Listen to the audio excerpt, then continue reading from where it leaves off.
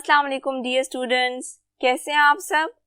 My name is Alam Rabbani and I am your teacher of social studies for class 6।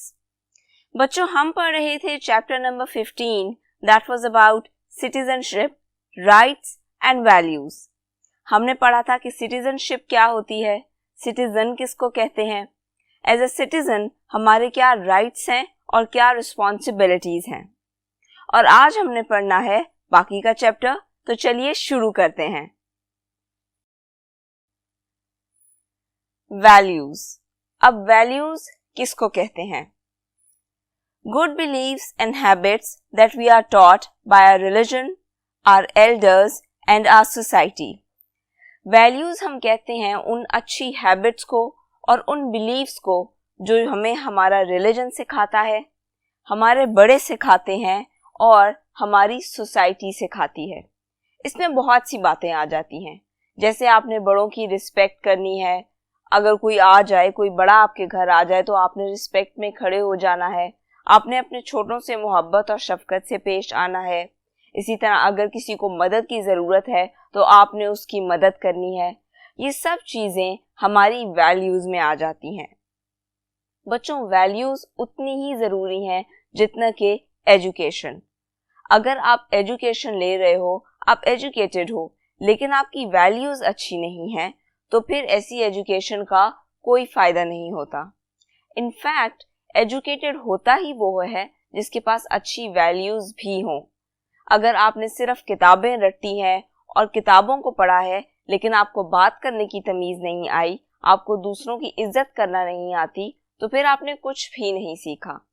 फिर आपने सिर्फ रट्टे लगाए हैं और किताबी बातों को पढ़ा है, आप उनको अपनी जिंदगी में नहीं लेकर आए। आपको कभी शायद किसी ने बताया हो कि नॉलेज और विजडम में क्या फ़र्क होता है। नॉलेज हम कहते हैं उन बातों को जो हम किताबों में पढ़ते हैं, हम कहीं से सुनते हैं, लेकिन उन सब बातों को अपनी प्रैक्टिकल लाइफ में लेकर आना, इस चीज़ को हम कहते हैं विजडम। अगर आपने अपनी किताब में पढ़ा है कि झूठ नहीं बोलना, तो ये नॉलेज है, लेकिन अगर आप प्रैक्टिकली इसको अपनी लाइफ के अंदर लेकर आओ और आप झूठ बोलना छोड़ दो, तो इसको कहते हैं विजडम। हमारी वैल्यूज़ भी इसी तरह बेहतर होती हैं अगर हम अच्छी पढ़ी हुई बातों पर अमल करें, अगर हम अपनी बड़ों की बातें सुनें, अगर सोसाइटी में भी कोई हमें कोई अच्छी बात बताए तो हम उस पर भी अमल करें। ये सब मिलकर बनाती हैं हमारी values. Following them makes life pleasant। अगर हम इन सब वैल्यूज़ की कदर करें, इन सब पर अमल करें और इनकी अहमियत को समझें, तो ये हमारे लिए भी फ़ायदेमंद होता है और हमारे इर्द गिर्द के लोगों के लिए भी। इससे हमारी लाइफ प्लेजेंट हो जाती है। प्लेजेंट का मतलब होता है हैप्पी, अच्छी। So it makes our life pleasant. It is better to hold to your values. आपने अपनी वैल्यूज़ को याद रखना है, आपने उनको समझना है और उनको अपनी ज़िंदगी में हमेशा कैरी करना है। अब हम बात कर लेते हैं रिस्पेक्ट की। रिस्पेक्ट का तो आपको पता ही होगा, रिस्पेक्ट हम कहते हैं इज्जत को। We should all respect each other. Very obvious कि हम सबको एक दूसरे की इज्जत करनी चाहिए। अब कोई आपसे छोटा है या कोई आपसे बड़ा है, उसकी इज्जत करना ज़रूरी है। ये कोई बात नहीं होती कि अगर कोई आपसे छोटा है तो फिर आप उसकी इज्जत ना करो या उससे बदतमीजी करो या जब दिल चाहा डांट दो। डांटना भी है तो आप एक तरीके से डांटो। बेहतर यही होता है कि अगर आपको किसी की कोई बात बुरी लग भी गई है या आपने अपने से किसी छोटे को डांटना भी है, तो आप आराम से उसको समझाओ या एटलीस्ट सबके सामने ना डांटो, क्योंकि इससे बच्चे भी हर्ट होते हैं। Even if ideas differ। अब कई बार ऐसे होता है हमारे यहाँ कि अगर किसी ने कोई बात की है और हमें वो बात पसंद नहीं आई या वो आइडिया पसंद नहीं आया या हम उस बात से इत्तेफाक नहीं करते, अग्री नहीं करते, तो हमारी टोन, जो बात करने की टोन है, वो ज़रा ऊंची हो जाती है, हमारा लहजा बदल जाता है, हम रिस्पेक्ट करना भूल जाते हैं और ऐसा बिल्कुल भी नहीं होना चाहिए।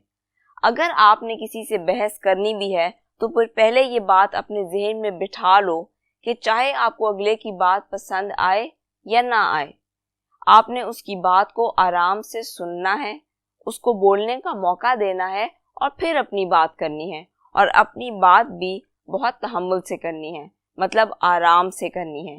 चीखना नहीं है, चिल्लाना नहीं है, अगले की इंसल्ट नहीं करनी। अगर आप सामने वाले की बात नहीं भी मानते हो या आपको उसकी बात नहीं भी पसंद आई, तो भी आपने उसकी रिस्पेक्ट करनी है। Then we earn respect by respecting others. हमारी इज्जत लोग तभी करते हैं जब हम लोगों की इज्जत करते हैं। अगर आप चाहते हो कि दूसरे आपसे तमीज से बात करें, तो फिर आप भी दूसरों से तमीज से बात करो।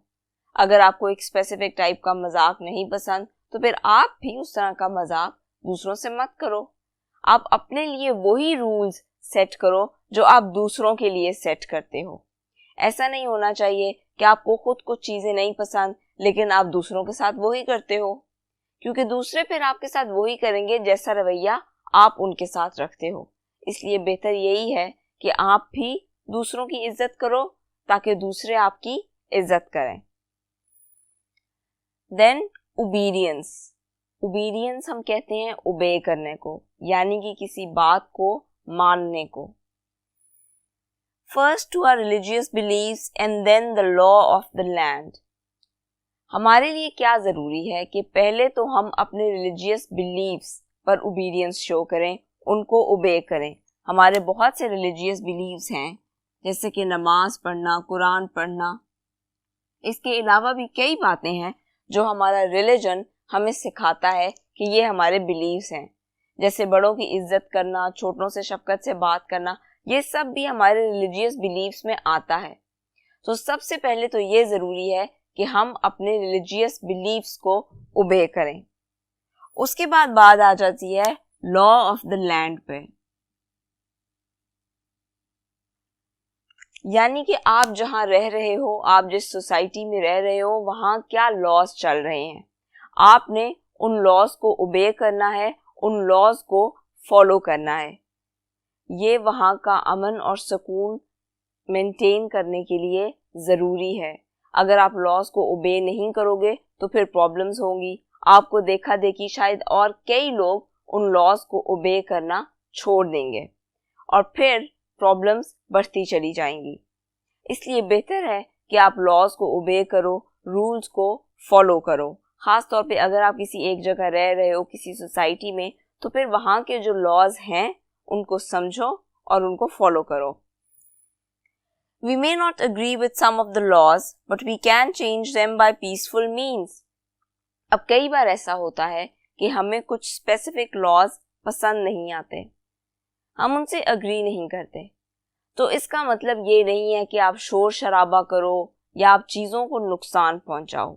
अगर आप चाहते हो कि उन लॉज को चेंज किया जाए, तो इंतहाई पीसफुल वे में आप उन लॉज को चेंज करवाने की कोशिश करो।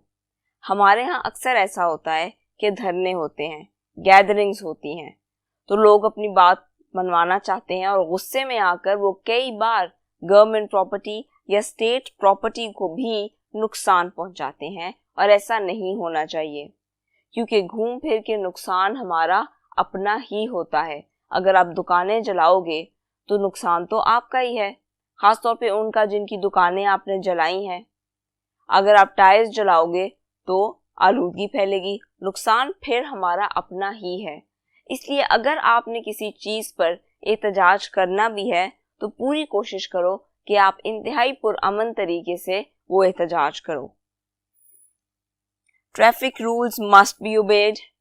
अब आपने अक्सर देखा होगा कि लोग ट्रैफिक सिग्नल्स भी तोड़ते हैं और फिर उसके बाद जो ट्रैफिक पुलिस खड़ी होती है उससे भी बहुत बदतमीजी से बात करते हैं, बहुत शोर शराबा करते हैं और उनसे बहस करते हैं। हालांकि बच्चों, वो लोग भी हमारी सेफ्टी के लिए ही खड़े हुए हैं और वो हमारी गवर्नमेंट के एम्प्लॉयज हैं। मतलब उनकी तो ये ड्यूटी है कि अगर आपने कोई ट्रैफिक रूल तोड़ा है तो उन्होंने आपको चालान करना है, तो फिर उसमें उनका क्या कसूर है? आप उनको तो ब्लेम नहीं कर सकते, कसूर तो आपका है कि आपने ट्रैफिक रूल को फॉलो नहीं किया। तो बजाय इसके कि आप उनसे बदतमीजी करो, आप अपनी गलती को मानो और कोशिश करो कि दोबारा ऐसी गलती ना हो। Laws to be obeyed for peace and security in the country. अब किसी भी कंट्री में पीस और सिक्योरिटी मेंटेन करने के लिए ज़रूरी है कि आप लॉज को ओबे करो। लॉज भी हमारे लिए ही बनाए जाते हैं और ग्रेजुअली बनाए जाते हैं। फॉर एन एग्जाम्पल, अगर कहा जाता है कि जी अगर आप चोरी करोगे तो आपको इतने साल कैद में रहना पड़ेगा, तो ये लॉ भी ग्रेजुअली बना होगा, यकदम नहीं बना होगा। लोग गलतियां करते हैं, उन गलतियों को सामने रखते हुए लॉज बनाए जाते हैं और हमारी प्रोटेक्शन और हमारी सिक्योरिटी के लिए ही बनाए जाते हैं। तो अगर हम उनको फॉलो नहीं करेंगे तो प्रॉब्लम हमारे लिए ही होगी। Then let's talk about tolerance. Tolerance हम कहते हैं बर्दाश्त को। Tolerate other people's beliefs and customs. अब हमारी सोसाइटी में आजकल एक बड़ा इशू है कि लोग एक दूसरे को टॉलरेट नहीं करते, बर्दाश्त नहीं करते, बहुत जल्दी गुस्से में आ जाते हैं। हमारे यहाँ तो अक्सर बहस छिड़ पड़ती है, कभी रिलीजियस बिलीव्स पर और कभी पॉलिटिकल रीजंस पर। लेकिन बहस करते हुए लोग ये भूल जाते हैं कि अगर आप सामने वाले की बात से सहमत नहीं भी हो तो भी आपने अपने एक तरीके से बात करनी है। आपने चीखना चिल्लाना नहीं शुरू कर देना, मार धाड़ नहीं शुरू करनी, आपने एक तरीके से बात करनी है। जरूरी नहीं है कि जिन कस्टम्स पे और जिन बिलीव्स पे आप यकीन करते हो बाकी लोग भी उन्हीं कस्टम्स और उन्हीं बिलीव्स को लेकर चल रहे हों। हर रिलीजन के, हर सोसाइटी के अपने कस्टम्स होते हैं और अपने बिलीव्स होते हैं। तो आपने इन सब कस्टम्स और बिलीव्स की इज्जत करनी है, रिस्पेक्ट करनी है और टॉलरेट करना है। अगर आपके हमसाए में कोई क्रिश्चियन, कोई सिख या कोई पारसी भी रह रहा है तो वो भी इंसान है, वो भी इस इस्लामिक रिपब्लिक ऑफ पाकिस्तान का सिटीजन है, उसके भी राइट्स हैं। आप बिला वजह लड़ाई नहीं कर सकते, मार धाड़ नहीं कर सकते। बेहतर होगा आप बहुत ही पुरअमन तरीके से रहो, टॉलरेट करो चीज़ों को। अगर आपको कोई चीज़ नहीं भी पसंद आ रही, कोई हैबिट नहीं भी किसी की पसंद आ रही, तो आराम से बात कर लो, मसले को सॉर्ट आउट कर लो। लड़ाई झगड़ा करना ये मसले का हल कभी भी नहीं होता। और बच्चों, हमेशा कोशिश करें कि आप मसले का हिस्सा ना बने बल्कि आप सलूशन का हिस्सा बने, यानी कि आप हल निकालने वाली साइड पे हो। प्रॉब्लम का पार्ट ना बने, सलूशन का पार्ट बने। अब बात कर लेते हैं पीस एंड फ्रेंडशिप की। पीस हम कहते हैं अमन को और फ्रेंडशिप का तो आपको पता ही है। We must try to understand each other.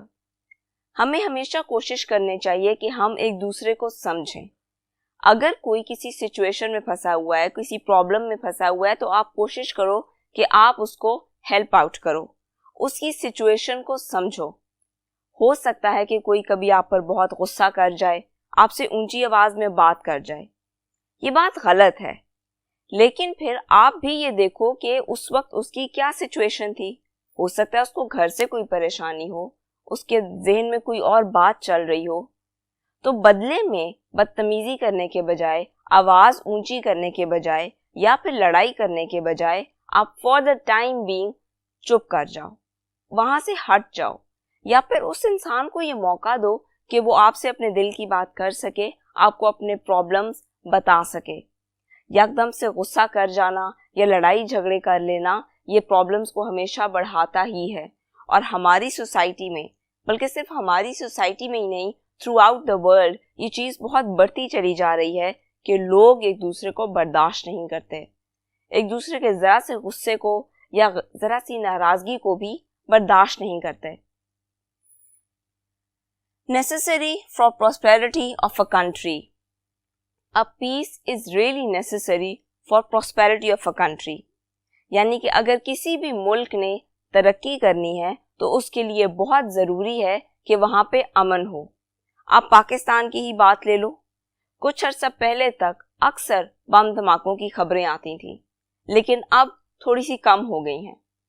जब भी किसी मुल्क में ऐसी सिचुएशन आ जाए कि वहाँ पे पीस ना रहे तो फिर वो मुल्क प्रॉस्पर नहीं कर सकता, क्योंकि आपकी जो प्रॉपर्टी है उसको नुकसान पहुंचता है, आपके लोग मर रहे होते हैं, तो इस सब में कोई भी कंट्री कैसे प्रॉस्पेरिटी की तरफ जा सकती है।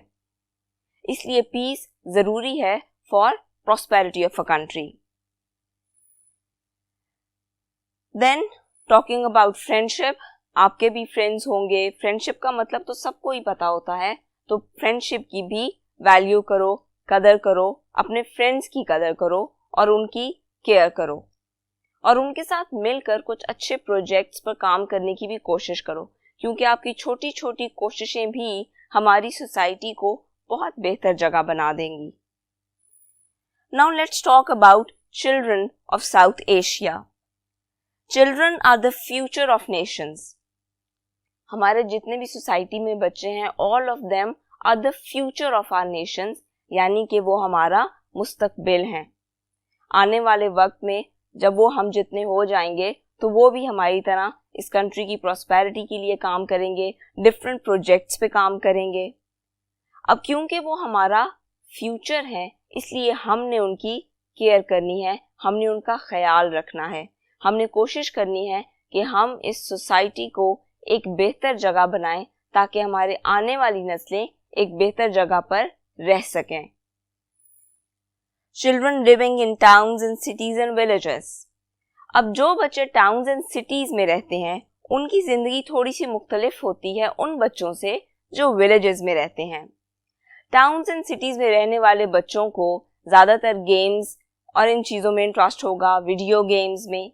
लेकिन जो बच्चे विलेजेस में रहते हैं वो नेचर के ज़्यादा करीब होते हैं, वो खुले मैदानों में खेलने के ज़्यादा आदी होते हैं।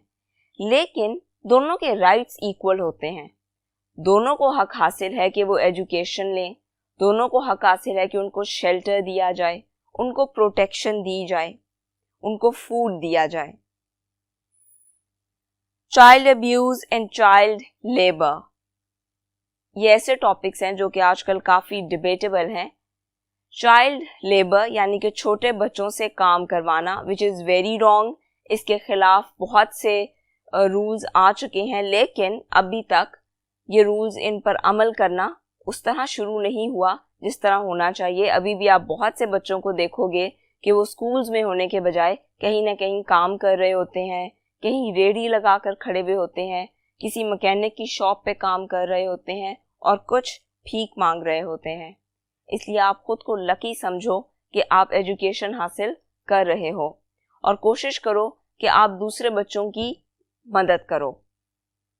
अगर आप पढ़े लिखे हो, आप छोटी क्लासेस को भी पढ़ा सकते हो, अपने से जो छोटी क्लासेस हैं उनके बच्चों को थोड़ा बहुत सिखा सकते हो। आप किसी बच्चे को ABC सिखा सकते हो, क्योंकि इतना तो आपको आता ही है। तो कोशिश करो कि being a good citizen of Pakistan, आप भी इस सोसाइटी को बेहतर करने में अपना रोल प्ले करो।